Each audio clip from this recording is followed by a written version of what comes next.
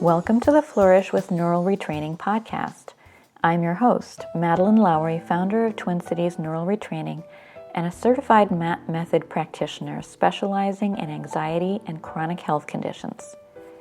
Join me for episode 59, where we talk with my client, Joseph Eng, about his experience with the MAP method for symptoms of autoimmunity and chronic fatigue syndrome. Hear about his experience with many other methods, including DNRS, EMDR, CFS coaching, talk therapy, EFT or tapping, as well as naturopathic and conventional medicine approaches.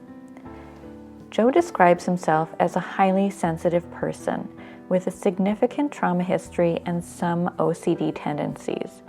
Before he started to work with me, he had experience with the MAP method through the MAP Coaching Institute's programs, group sessions, and individual sessions. He was even enrolled in the certification program to become a MAP practitioner himself, but had to take a break to work on his own recovery, as you'll hear him describe. This is the point at which we met, and over the course of 2.5 months and 6 one-on-one MAP sessions, he saw improvements in his brain fog, chronic fatigue, anxiety, emotional stability, and self-esteem. By session 3, he was reporting having more energy and less guilt. By session 5, he was saying he was more active and had fewer reactions to his sensitivities. He said he was feeling he was getting back into life, with more good days than bad. And by session 6, he reported, "I feel like I am back and my ability to push through symptoms is better." Now, was Joe's remarkable progress all due to MAP sessions? I think his commitment to the method and to his recovery was a big factor, and also his willingness to work with whatever came up in sessions. The other big factor was his constructive way of dealing with setbacks, where he was able to be patient and kind with himself instead of dropping into a well of despair, which he'd learned from his CFS coaching. Joe also describes the best of the methods that he has tried to date and how he uses them together.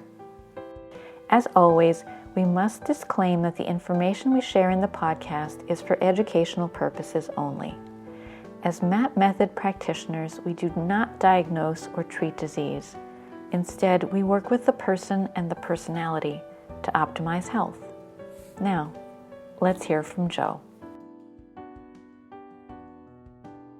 Well, welcome, Joe. I am so pleased to have you join me today to talk about your experience with the MAP method. I hope that the conversation we have today will be inspiring for many people who see themselves in your story. So, thank you. Thank you for having me. It's an honor. I've been listening to your podcast. You know that. So happy to be here to help others. Yeah, great. So, take me back. I don't even remember the story, but how did you discover this method that's called the MAP method, which, as you said before, is a really little known method for working with the mind? I came to it because I was struggling with a autoimmune condition. At the time, I thought it was mold illness, and it kind of triggered a chronic fatigue syndrome in me. So at that time, I was moving between apartments and trying to figure out what was going on in my body. As anyone will attest that has gone through this kind of chronic conditions, you can't find an answer. The doctors have no answers. And so I was on the internet struggling to figure out what possible solutions there were. And there was a lot of neural retraining programs. There's a variety of them. And maybe some of the listeners have heard, or you talk about DNRS, Madeline. That was one I went to.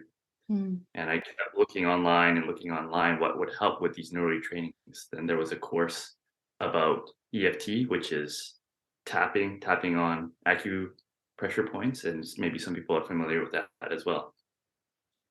And I found all these YouTube channels, and I was desperate. And whenever I wasn't in a brain foggy state enough to watch these videos, I would watch them and be like, oh, what else could I do? What else? Because this isn't working, or is it working fast enough? Am I ever going to get better? How long is it going to take? And then an ad came up for on one of these YouTube channels for Chris Duncan. I don't know if you've heard of Chris Duncan, but the creator of, if your listeners know, the creator of MAP is Colette, and she trained this business guy or with the method. And so I looked into Chris Duncan's program, and then from there I was like, oh, who is the therapist that taught Chris Duncan? And it was Colette. Then I did a whole bunch of research that day on Colette's modality, which is the MAP method.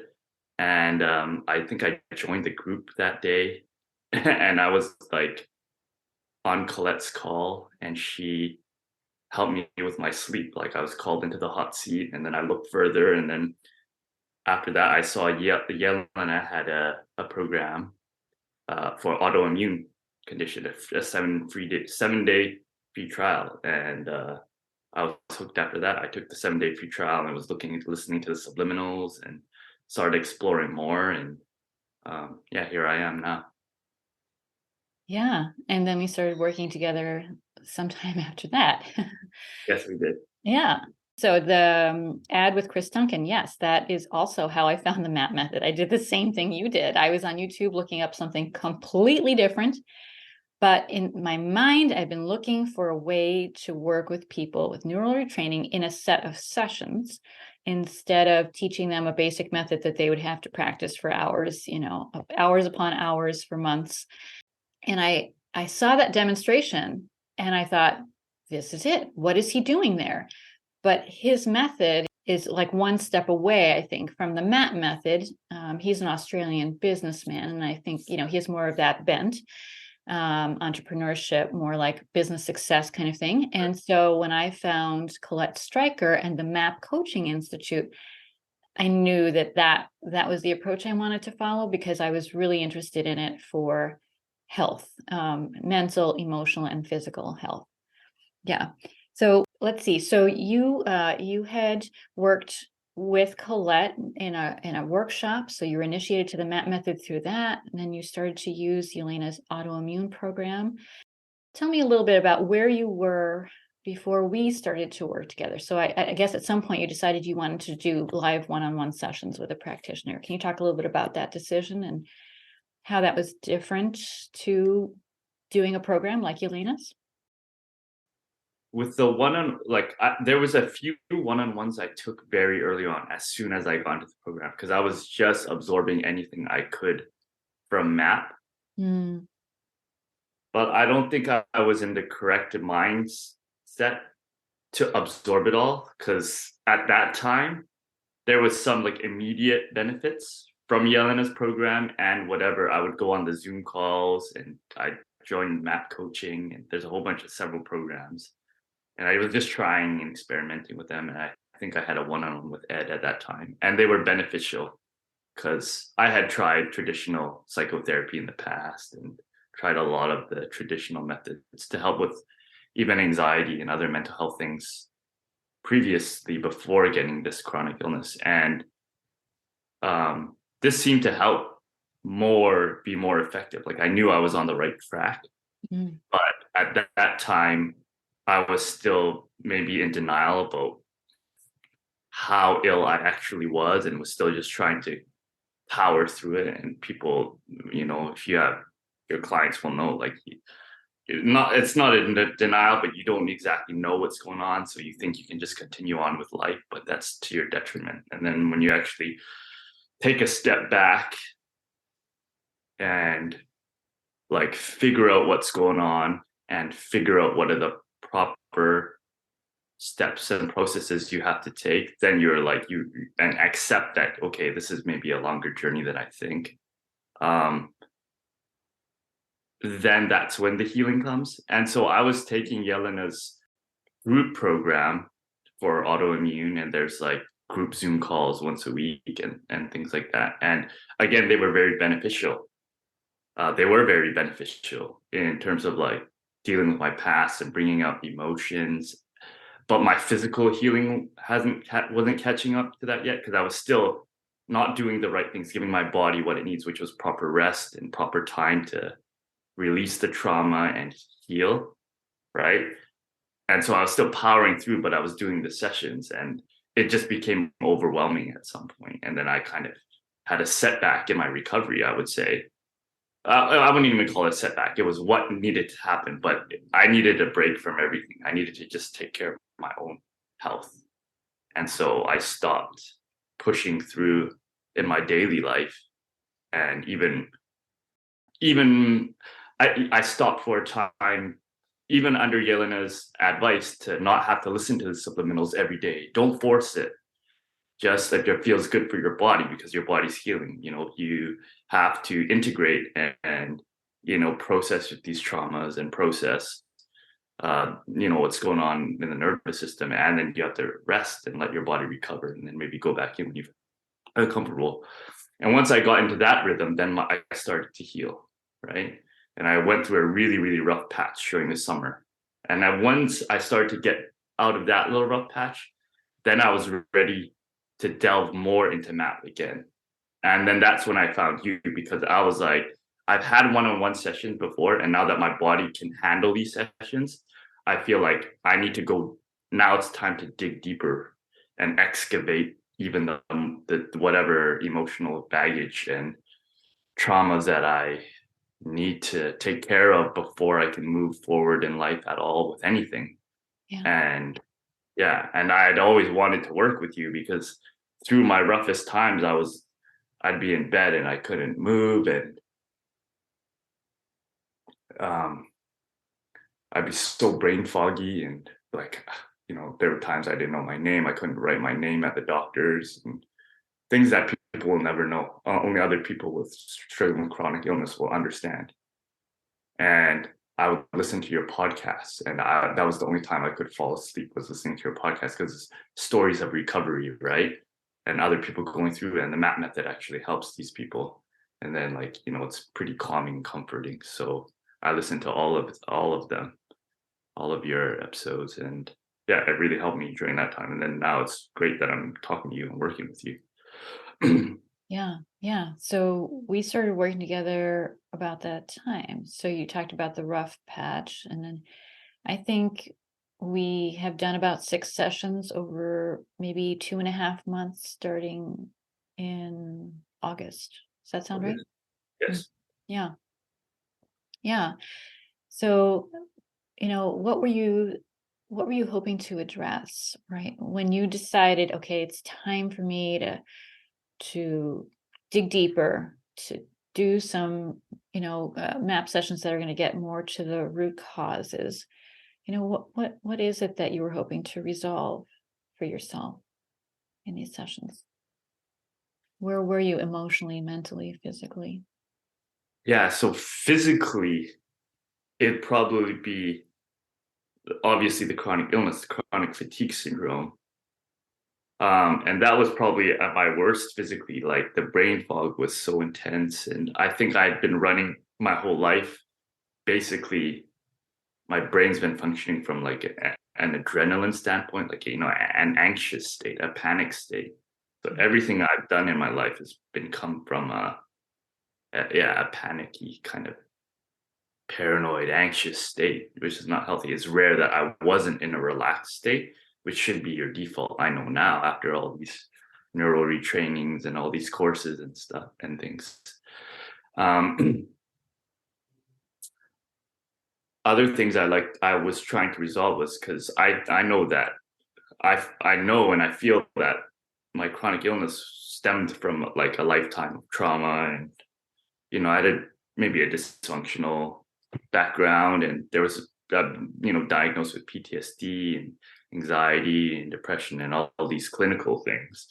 But I see it all under the same umbrella, right? Like, it's just trauma that's been stored, excess stress, a lifetime of stress that just built up and accumulated, and I would self-sabotage, and just to add more stress, I would add more stress to my life, because I thought that there was something not how am I trying to state this? I think that, yeah, there was a lifetime of stress that I was trying to resolve that I couldn't. I was always doing things to hurt myself because I didn't have the confidence or self-esteem that I could do something positive with my life. And just from where I came from, the mindset is like kind of like you give up on life. There's no point to it, so you just do things to self-destruct, and that's where I was coming from, and that's probably what I am looking to heal and was looking to heal at that time. I know what the problem is, but a lot of people self-sabotage. I'm not the only one, and yeah, you have to figure that out and then be aware of it, and then figure out what works for you to try and mitigate and fix that problem, right? Yeah. So yeah, thanks for sharing all of that. So you had physical health issues from the autoimmune condition, emotional, mental, right? So things at all levels that you were hoping to address through a set of 6 MAP sessions. And so can you talk a little bit about how the sessions were helpful for you? What did you experience with the sessions that um, was essential for your healing, I guess? I would say there's less triggering memories. And what I mean is that, like, something that I definitely noticed is that, Yeah. I'm previous to the sessions, or previous to this year and this illness and all these MAP sessions and neural retrainings, like, I think I know I'm highly emotional, overreactive, and triggered easily. And maybe I would put myself in positions as a method of that self-destruction to be triggered, and then not have to you know maintain my life, or use it as an excuse to not move forward and take responsibility. And I noticed that after the MAP sessions, memories, painful memories from before, even small ones, but like, you get triggered, it could be anything, it could be a small, everyone has their own little triggers. They weren't bothering me anymore. So I'm like, even some little hurts from childhood, like a toy, someone stealing a toy, it would bother me. Like, it would cause, like, oh, I was wronged in that instance. And like, memories like that, they're like, they don't bother me, or I can't even recall the memory, or they've dissipated. And I have a lot of those instances, I think. So I know that it's working for me, because before, when I would look back in my past, it'd be so much hurt. And like, I could barely even like stand to look at my past. But now it's kind of like, a lot of those memories they're neutralized, so they don't weigh on me anymore. Mm. And that's been a great thing that I've noticed, is that. And so as I do the work more, I can go into more heavier subjects, and like, some of them, there's some weight or whatever, but by and large, the weight is dissipating, right? And then the small hurts and triggers, a lot of them, they don't exist anymore, right? So that's been a big benefit to me. Mm. uh, would you want me to talk about the physical side of it too? Well, I think people probably wonder, what did we work with in sessions, right? So like, if you can maybe describe, like, what the process felt like, so some of our sessions we worked with painful emotional memories, others Yeah. maybe fears of being judged or something like that. If there's anything you wanted to say about the process that might be helpful for other people that are trying to think like, well, what actually happens in these sessions, Right. Right. Yeah. So I don't know how to compare it. I'm still trying to figure out what's a good way to say it. Mm, I'm allowed to say how yeah. to explain to another person, I guess the closest comparison, although it is not hypnosis, is it's kind of like that. But it's not. You're very aware of what's going on. It's not hypnosis, but it's similar in that Madeline or the practitioner is giving a set of commands and it's allowing you to build a relationship with your subconscious mind. And then after the practitioner has given you these commands, if your brain accepts it, when your brain accepts it, then you start to naturally, with this relationship with your own mind, start to heal yourself and release, traumas, or gain an understanding and wisdom on emotions and memories that have held you back before. And so for me, I know I'm a very sensitive person. So like it can be emotionally intense, but I don't want to say intense as in it should be a fear, something that should be feared. It should be like it's a powerful method of working. So I mean, if any person is willing to work on themselves and they've gone the traditional methods of psychology and psychiatry, chiropractic work and acupuncture and all that, like if you're open to this and you try it, I believe that often you'll see how great and powerful the method is, even though it may seem like is she hypnotizing me or is she just saying words or whatever, but once you feel it within your own mind, your own what is going on, like you'll feel a physical, like for me it was like a lot of physical release and a lot of release and relief of tension, almost immediately with like once you get into the session. So yeah, it's a wonderful modality. Like, I hope to get into the helping people with it myself. Yeah. Yeah. I've So tried a lot, Madeline. Everything. you mean before you tried the MAP method? Right. Yeah. Did you try EMDR? Yes. You did. Can Yes. you talk a little bit about that? Like how an EMDR session is different from a MAP session? Can you compare and contrast?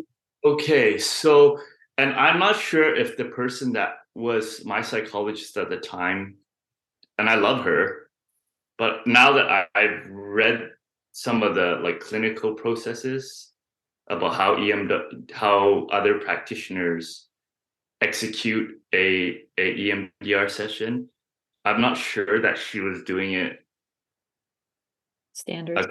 Yes, there's I don't know if the full protocol. I don't know if I've experienced the full protocol yet. That's what I'm trying to say. Mhm. But I would say, okay, so the very basic people know is talk therapy, cognitive behavioral therapy, and it's very beneficial, right? But you do have to stick with it.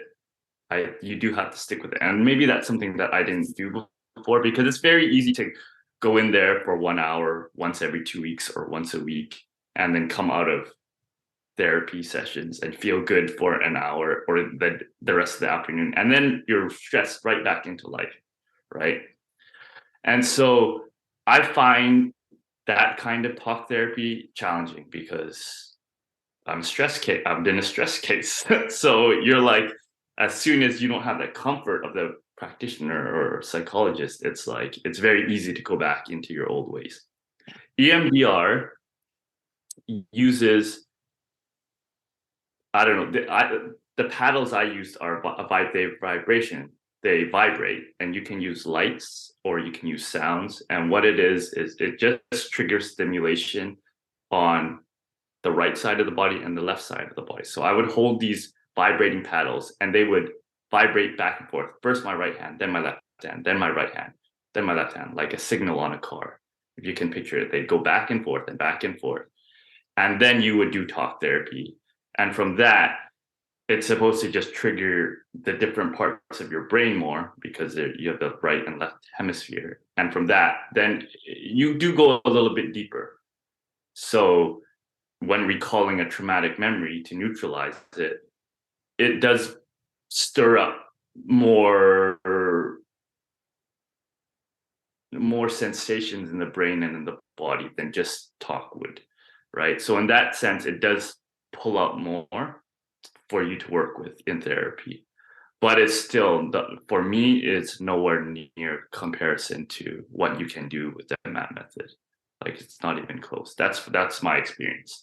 And like I said, I would like to try maybe in another lifetime, like a clinical protocol of the EMDR and do like 6 sessions or something like that. But I don't see a need or value for that now because I found MAP, In my experience, it was more powerful than talk therapy, but not as effective as the MAP method. Mm-hmm. Yeah. Okay. Yeah. So that's pretty much what I hear from my clients as well. I've never done EMDR. I don't. I'm not trained as a therapist, obviously. But what I hear is that EMDR, though it is more effective, I mean, this is why people have moved to these other energy psychology methods, EMDR and EFT, from just traditional talk therapies, because it does offer something more. But so these methods require either bilateral stimulation or they require tapping on acupressure points to kind of invoke the brain's own natural process of resolving trauma memories. But the memories you kind of have to go through them in some detail in order for this processing to kind of happen. And so in the MAP method, we've kind of taken a big leap over that, because now we don't need to tap. We don't need to stimulate, bilateral with lights or vibrations or tapping or anything. We let the brain do all of that. The brain actually has its own natural healing method that is much more powerful and much more comprehensive. And so in a session, we may work with one traumatic memory, but this is just an example. It's just like a template for your mind. We harness the power of the subconscious mind to go and find the associated memories and neutralize the painful emotions associated with the memories as a group, right? And so in doing that, neutralizing clusters at a time, this is what makes the method so much more powerful. And we start to see changes happening more quickly. And, we see the emotional intensity, start to calm down, not just about the memory you're thinking about, but the next time that you're triggered the same way, you're able to hold on to some of that because any common triggers, have been neutralized by your subconscious mind. Does that sound about right? Yes. Yeah. So 6 sessions, six talk therapy sessions. I think most people would agree there's not a lot that can be done in 6 talk therapy sessions for, long-standing patterns of long-standing negative patterns for someone who is very sensitive, who's highly traumatized, right? EMDR, maybe you can get farther in 6 sessions, but, you experienced these 6 live sessions where we were working together. And, maybe you can just talk about through our process of working with, whatever it was that was the priority for you that day, if there was a painful emotional memory, something that was triggering that happened for you, a situation where you felt maybe judged or some other thing that was happening for you, going through a set of these sessions, what did you notice, in terms of the benefits that you were able to achieve? I think I mentioned earlier that I would say for sure I'm a lot less emotionally overreactive. Mm. So I think I've been that way for most of my life. But I noticed that when I first started getting into MAP and I would do the MAP sessions, like I would really be letting out a lot of emotional baggage. So there would be a lot of even before I met you, Madeline, be even Shanti knows. But there'd be a lot of weeping and wailing and just grief. Grief, like a lot of grief that I guess I'd been holding in. And obviously holding all of that in, it manifests in your daily life too, whether you don't, subconsciously you don't know it, but you're stressed walking around with all that, right? So today I would say for sure I'm more emotionally aware of all of those things, those patterns, and I'm able to look at my thoughts a lot more after that. Like we worked on certain sticking points in each of the sessions, and I'd say as a whole now I'm like, oh, if I look at it, I still have, a bad day or off days, and I do. And I still struggle with the chronic fatigue to a degree, but by and large, oh, I can be the watcher of my own thoughts and emotions now much more.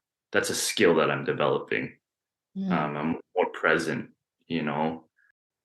and yeah, the judgment was something that we worked on, and it's still something I will need to work on for the rest of my life. But I went to, actually, my 5-year-old son had a kindergarten dance party, and I went with him and his mom. And in those situations, I'm kind of maybe a socially anxious person anyways. And just because I don't live with my son, I feel maybe, like you said, I feel judged and I don't know the other parents.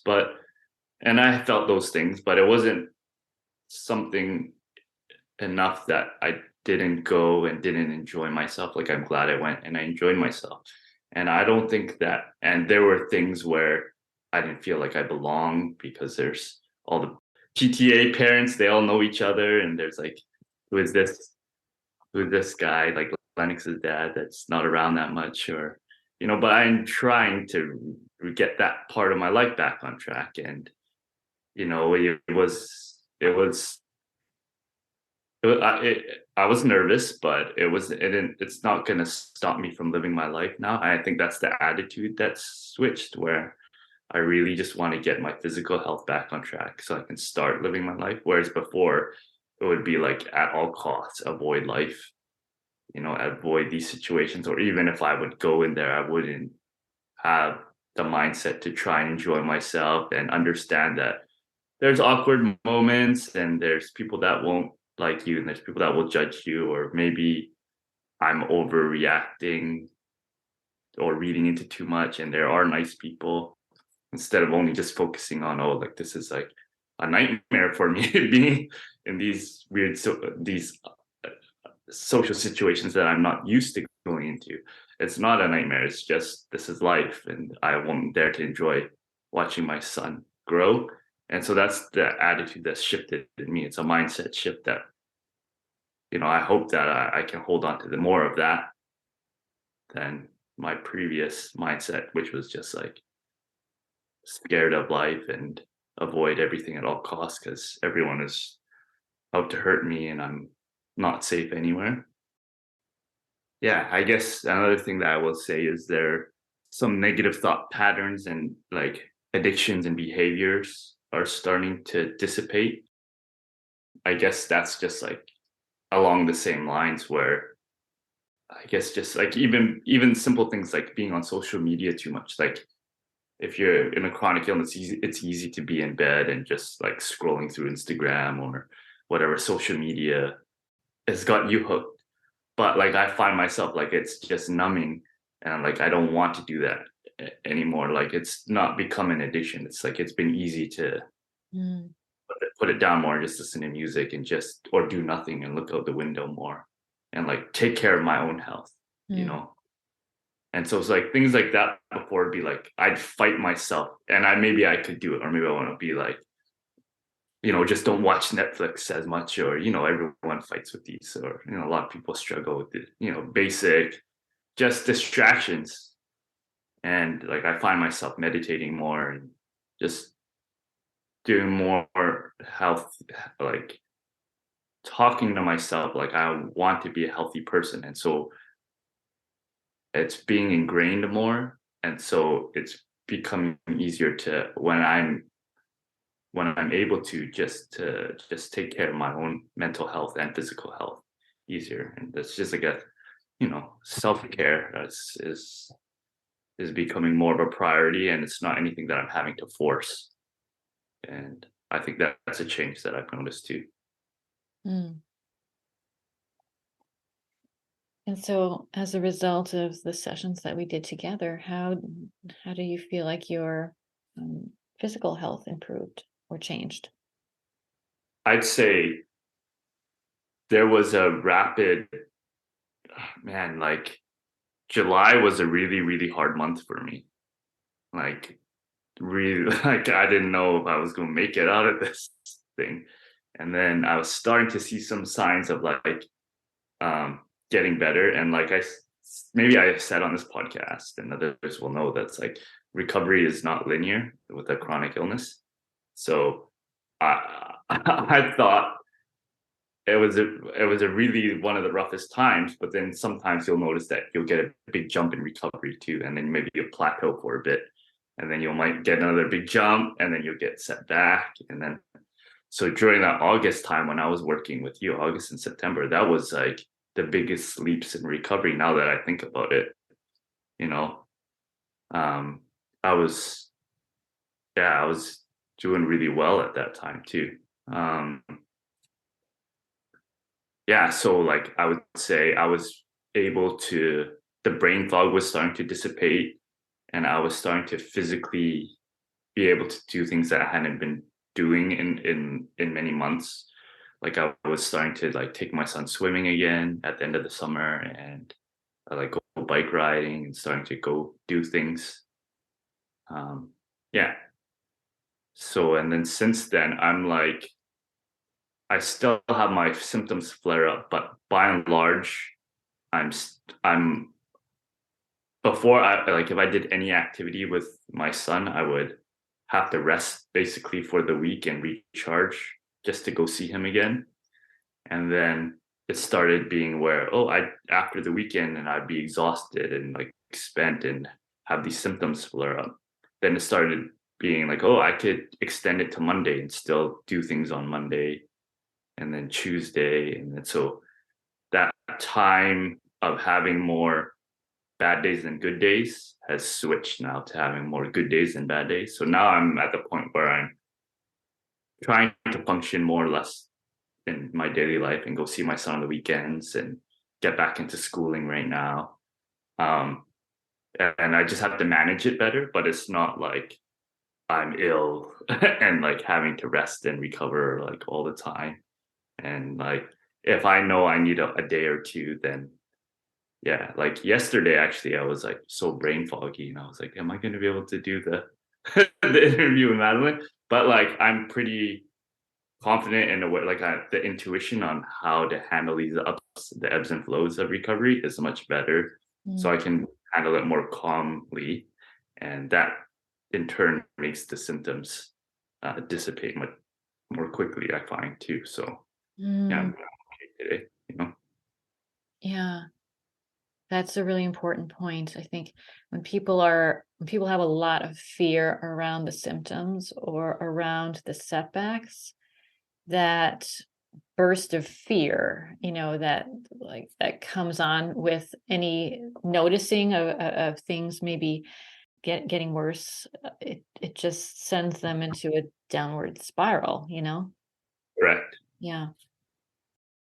When we started working together, of course, you already had experiences with the MAP method, but you also had, because you tried so many things, you had, I think, you had a lot of education already on board. So you're better equipped to handle setbacks and things because of the CFS coaching that you had done. Can you talk a little bit about that and what the approach is, to setbacks? Yes.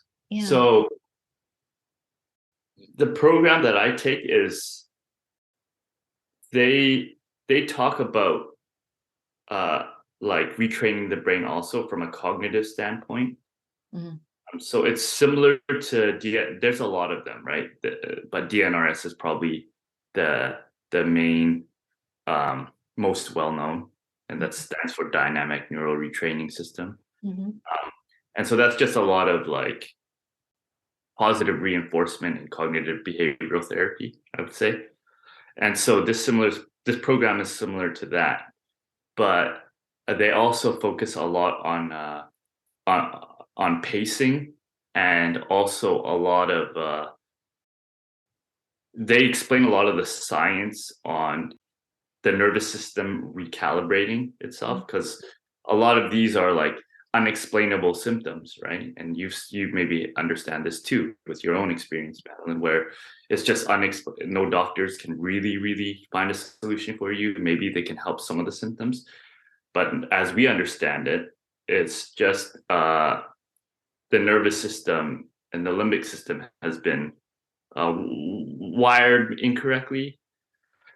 And so you're just trying to recalibrate the nervous system back into a normal functioning healthy state, and that takes care of the symptoms by and large, right? So they talk a lot about like you don't want to avoid the symptoms, you want to trigger them, in fact, but you want to handle them appropriately. So you want to trigger these, we call them adjustment periods, but maybe people call them setbacks or dips. And so when you trigger them, most people are like, oh shoot, I feel ill. And this was me, and this is most people, I don't know what's going on. And then your mind races and your adrenaline pumps, and well, then that doesn't help anything about your nervous system, right?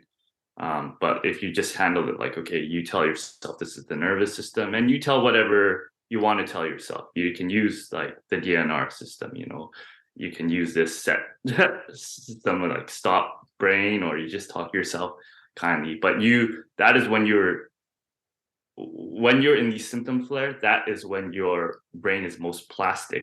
And so that is when you want to do the cognitive behavioral therapy, and you want to like train hard the cognitive side of it, and you can feel it if you train hard and you're really feeling ill and you do it. And they're like, you have to be relentless in the beginning when you're very ill. You're relentless. This is what you're doing. You're sick in bed all day. You're just training your mind. You're cognitively saying like, this is just the brain. It's the nervous system. It is not, it's not whatever it is that ails you. It's a brain fog. I don't know what it is. I know what it is. It's just the brain trying to keep me safe, and I love my brain, and it's going to be fine, so you just wait it out. And then if you handle it well, then within how long it takes to get out of that symptom flare, and on a really bad ones, these setbacks, they can last 1 or 2 months, quite frankly, right? And it can be very scary if you don't know what's going on. And that's why people get perpetually stuck, because they don't know what's going on. They have none of the knowledge that me and you have, or the doctors can't help them. And so you get more and more worried, and the adrenaline, the cortisol, it never stops. And so you get stuck for years, and you may start to feel better, but because you don't know what's happening, you just go back into daily life full force. And that's not the way either. So it's important to rewire the brains, and then give your body the amount of rest it needs. When you feel a little bit better, then you recover in stages. And that's how it's been going. And so it's very scary. I had the ones where I had these setbacks before I started seeing you. I had, like I said, a big one in the summer. It was like almost 2 months, and I was like, I couldn't get better. I would try to go out once a week for a walk or to the mall, and it would just be overwhelming, and the brain fog would come back, and I'd be debilitated, and I'd be like, I'm never getting better. But at some point, it started to get a little bit better, and I was like, oh, it's starting to work. I do feel better, and then I went to see you, and then, as things go, it's been a few months now later, and like I can more confidently say like I, you know, they last a few days now if I have a symptom flare up. So I can still live my life, or I can push through, and I have a better gauge. And it comes together quickly because it was really awful like half a year ago, but now I'm on my way, And so it's I don't know if I rambled too much there, but No, that was it's just really, they have their own system. And so like I found that having a cognitive training and understanding the science behind it. And what's good about that program is that they're really in tune with what goes on during one of these setbacks. It's not just like you're having a setback and rest. It's like you'll go through your symptoms, whatever they are. Some people have, I'm in a program, they have long COVID, fibromyalgia, POTS. There's all kinds of skin sensitivities. For me, it was mainly cognitive. It was brain fog and anxiety and panic attacks and things. And once the symptoms dissipate, you'll feel fatigue, and that will last a few days, and then you'll start to feel better. And then there's so they've broken it down, and it's like I talked to peers in that group, and I've noticed it myself. It's like pretty scientific. It's like pretty predictable, which gives you comfort, because even when you feel like garbage, you're like, okay, this will be a few days or maybe a little longer or shorter, but by and large, it's predictable. And when you have that, someone's been through it and you have peers going through it and you see it in yourself, you're like, okay, this isn't going to last forever. It's going to last whatever, a week, and then I'll see what happens next week. And then you have confidence at a certain point, this is all going to dissipate. There's different stages. And so that's really helped a lot. And then now I've combined it with the MAP method to deal with the deeper emotional traumas. And I feel confident in my technique to recover from an illness like this. yeah. So it sounds like with everything that you've done and that you've tried, you've kind of found the things that work for you. And so now you feel like you have the tools, right, to continue on the road to recovery. Yes. Yeah. So I think this is really fascinating, right? If you had to come up with that, if you had to give someone a recipe, it took you a lot of trial and error to find the things. Oh, you don't even know. You pieced together that helped you. What would you say are the most helpful things that you used in combination with the MAP method? Like, what would you recommend? Okay, so I'm trying to develop this right now, and I don't know. Well, we're just talking here, right? I can say, Yeah. okay, so I want to get certified as the MAP method. That's like the core, right? Because that'll help whatever ails you. You just want to feel better and happier in life, even if whatever, right? Even if there's obviously a lot of health benefits outside of the emotional things, but at the very, very, very least, you're going to understand yourself better. You're going to mature yourself emotionally, and you're going to release perhaps some baggage that at the very, very least, you can do that. And that's all, those are all benefits. So I would do that.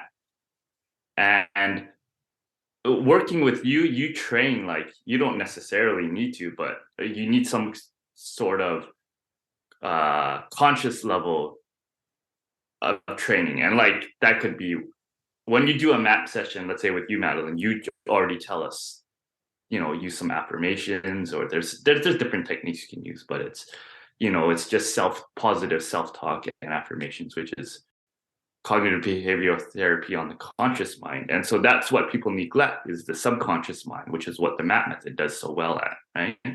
Yeah. There's something else that I'm using, I don't know if you've heard of a Muse headset. Oh, yeah. And I use something called a Mind Lift app. Like what it does is it stirs up. It's kind of like the EMDR, like it kind of puts you in a more present state for me. Mm. And it brings up a lot of the things that I need to work on, which I will bring into the MAP method next time. So like I've done everything. I've done a lot of illegal things and I've done also legal medication to help, I'm like whatever Dr. Kelly Halderman, I've done psychotherapy, psychiatry, clinical counseling, acupuncture, acupressure. I can go on. Meditation retreats, ayahuasca, all those, and some of them helped. And some of them, but I haven't ever found any long-term benefits. Whereas I feel like the MAP method and the things that I'm doing now, I'm starting to see like change in my personality and how life is unfolding, how I approach life or how I approach my thinking, or even if it's not going well, it doesn't derail me like it used to before. So I'm hoping that this is like a track to a permanent change, which I found that traditional medicine and traditional healthcare is just there's something lacking there's something lacking there that doesn't offer long-lasting change, and I think it's good and healthy, but I feel like I don't know, some of the neurofeedback, I feel like if you're struggling with the mental health side, that's all my life's been, is just the research on this.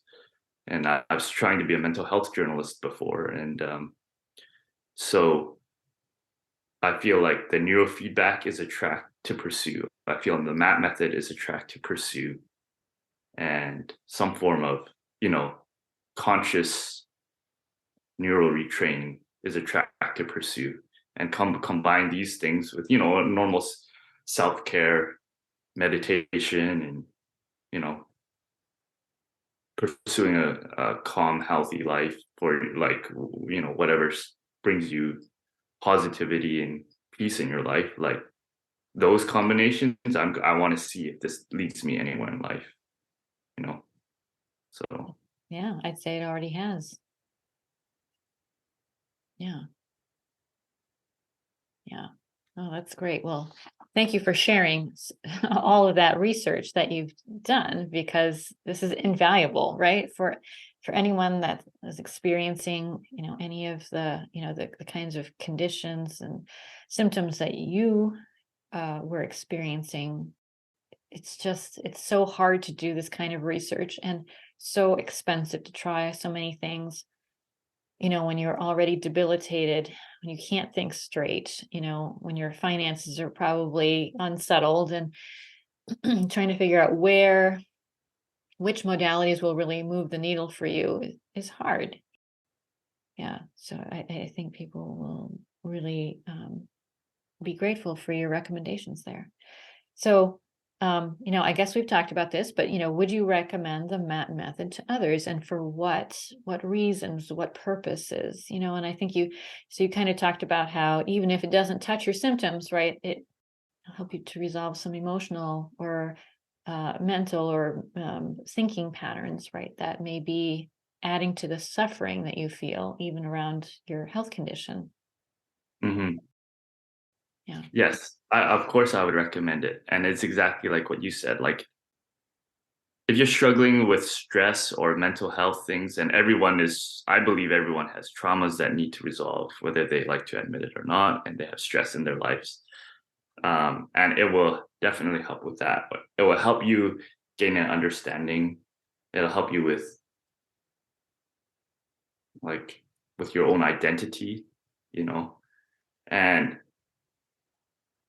from how we've been talking, I understand that the mind, the body, the nervous system, your emotions, it's all connected, and your physical body is all one entity.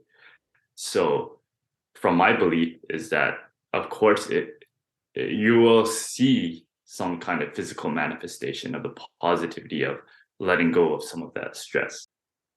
It may seem based on something like very spiritual, and it is, but it's also backed by like a lot of science. And there's books like The Body Keeps the Score, which is like there's a lot of there's a lot of studies and research showing that the trauma and emotions over the course of a lifetime is stored in the brain and the nervous system, and it has a very direct physical manifestation on your health. So yeah, it's something to look into for sure. Yeah, definitely. And if anyone has any question about that, all they have to do is look at the ACEs study, the Adverse Childhood Experiences study done by the CDC, the Centers for Disease Control, and Kaiser Permanente. I think it was a study of 17,000 individuals. They answered 10 simple questions about, which of these negative experiences did you have before the age of 18? And for people who got a score of 4 or more, it was very clearly correlated with higher rates of mental health issues, addictions, chronic health issues, early death, and so on. So there is that study, though it was very simply done, a 10-question survey, and it didn't even list all the possible kinds of trauma one can experience before the age of 18. It was just some common ones. Very clearly showed that people who have higher levels of early life trauma, this affects their health, mental, emotional, and physical, for the rest of their lives, unless there's an intervention, right? Like psychotherapy or EMDR or the MAP method that can help you to kind of unburden yourself. Mm-hmm. Yeah. I think that much is very clear. And though most practitioners still don't think that way, I think more and more of them are starting to realize, in addition to these treatments and modalities and meds and supplements, and diet regimens, like you should be incorporating a mind-body modality if you want to recover your health. And so, yeah, the MAP method would fit the bill. Right. Well said. Well, thank you so much for joining me today, Joe. It's been really wonderful having you on the show, and I do appreciate everything that you've shared with us today. You're welcome. Happy to be on. Hope to come on again someday. Yes, once you're certified as a MAP practitioner, we'd love to have you back.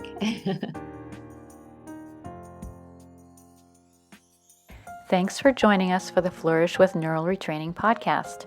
Please listen again and remember to follow us and leave a review on iTunes, Spotify, Amazon Music, Google Play, or Stitcher. Check out our free courses about the MAP method, how it works, and how we use it for mind-body healing at mapforhealth.us, or schedule your introductory session at mindremapforhealth.com. You can also view the MAP Coaching Institute's offerings at mapcoachinginstitute.com. Until the next time, be well and flourish. Content of this podcast copyright 2022 by Twin Cities Neural Retraining. Music by Barbara Ben.